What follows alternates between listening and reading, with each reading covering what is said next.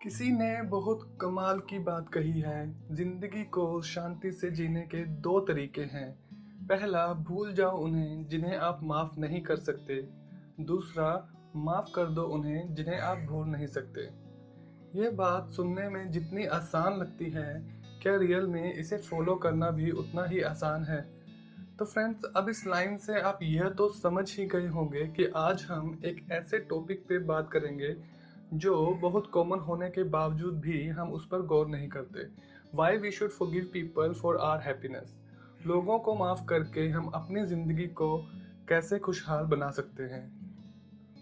तो शुरू करते हैं ये video on my very new channel life. इसका मतलब है love, inspire, focus and enjoy. भगवान की बनाई हुई हम एक ऐसी रचना है जो चाहे तो अपनी मेहनत और लगन से कुछ भी अचीव कर सकते हैं। पर बावजूद उसके चाहे हम लाइफ में कुछ भी अचीव कर लें, हम रहेंगे तो इंसान ही। वो इंसान जो भरा हुआ है इमोशन से, फीलिंग से और जुड़ा हुआ है एक दूसरे से।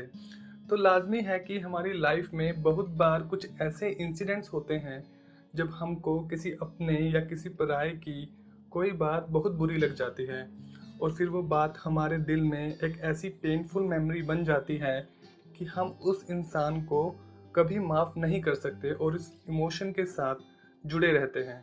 अब चाहे वो इमोशन हमें कितने भी दुख क्यों ना दे, हम उस बात या उस इंसान को टालते रहते हैं। अगर कोई आपसे पूछे कि आप अपनी लाइफ कैसे जीना चाहते हैं, खुश रहकर, दुखी रहकर, गुस्से में, नाराज़गी में या तनाव में, तो आप क्या चुनेंगे? तो चलो फ्रेंड्स, इस सवाल पर विचार करने के लिए हम एक कहानी सुनते हैं। तो ये बात उस समय की है जब वर्ल्ड वार टू के बाद जर्मनी एंड ब्रिटेन, इन दोनों देशों के बीच में बहुत तनाव था। हालांकि उन पेपर वार खत्म हो चुकी थी, पर फिर भी लोगों के मन में एक दूसरे देश के लोगों के प्रति बहुत नफरत थी।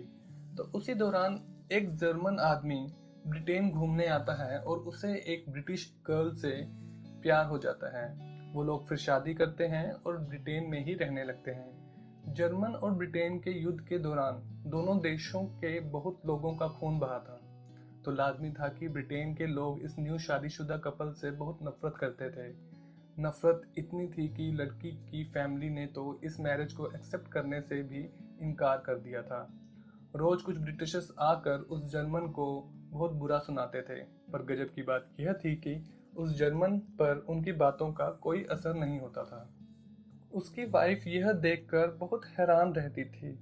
तो एक दिन उसने अपने हस्बैंड से पूछ ही लिया कि आपके देश में भी युद्ध के दौरान हम ब्रिटिशर्स के हाथों बहुत लोगों की जानें गई हैं। जो नफरत ब्रिटिशर्स के मन में है, वो नफरत तुम्हारे मन में भी तो होगी। तुम कैसे इतने चेयरफुल रह सकते हो? क्या तुम्हारे दिल में ब्रिटिशर्स के लिए नफरत नहीं? इसके जवाब में वो जर्मन बोलता है, I have already forgiven them. मतलब कि मैं उनको बहुत पहले ही माफ़ कर चुका हूँ। तो उसकी वाइफ पूछती है कि यह कैसे पॉसिबल है। तो अपनी वाइफ को समझाते हुए वो जर्मन बोलता है कि किसी को माफ़ करने के लिए तुमको उस दर्द को या उस दुख को सिर्फ एक बार सहना पड़ता है, क्योंकि तुम सिर्फ एक बार माफ़ करते हो और फिर तुम वो बात भूल सकते हो क्योंकि तुम माफ़ कर चुके हो। जबकि किसी से नफरत करने के लिए तुमको वो बात याद रखनी पड़ती है, वो इंसान याद रखना पड़ता है और वो दर्द याद रखना पड़ता है। तो इन दोनों में से मैं हमेशा पहला ऑप्शन चूज करता हूँ, और यही कारण है कि मैं हमेशा खुश रहता हूँ। ब्रिटिशर्स के पास मुझे हेट करने का रीज़न है, पर मेरे पास उन्हें हेट करने का कोई रीज़न नहीं, क्योंकि मैं वो सब भूल चुका हूँ और इनको माफ़ कर चुका हूँ। तो वो जर्मन अपनी बात को ख़त्म करते हुए अपनी वाइफ से एक सवाल पूछता है। अगर कोई आपसे पूछे कि आप अपनी लाइफ कैसे जीना चाहते हैं, खुश रहकर, दुखी रहकर, गुस्से में, नाराज़गी में या तनाव में, तो आपका क्या जवाब होगा? आई एम श्योर हम सब सोचेंगे कि यह भी कोई पूछने की बात है। हम सब खुश ही तो रहना चाहते हैं, तो फिर हम वो चूज़ क्यों नहीं करते? किसी को माफ़ करने का मतलब यह बिल्कुल भी नहीं होता कि आपको उन पर फिर से विश्वास करना है और उनको मौका देना है आपको फिर से हर्ट करने का। माफ़ करने का मतलब है कि आपको अपने आप को फ्री करना है किसी भी तरह की नेगेटिविटी से, नफरत से, पेन से और दुख से, ताकि प्यार आपके जीवन में अपनी जगह ले सके। किसी को माफ़ कर कर आप अपने जीवन में खुशियाँ भरते हो और अपने लिए एक पीसफुल लाइफ चूज करते हो।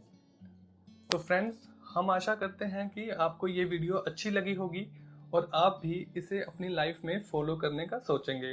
अगर आप ऐसे लाइफ रिलेटेड वीडियोस सुनना चाहते हैं तो इस चैनल को सब्सक्राइब करना ना भूलें। हम बहुत जल्द एक न्यू वीडियो के साथ वापस लौटेंगे। अंटिल देन, अलविदा।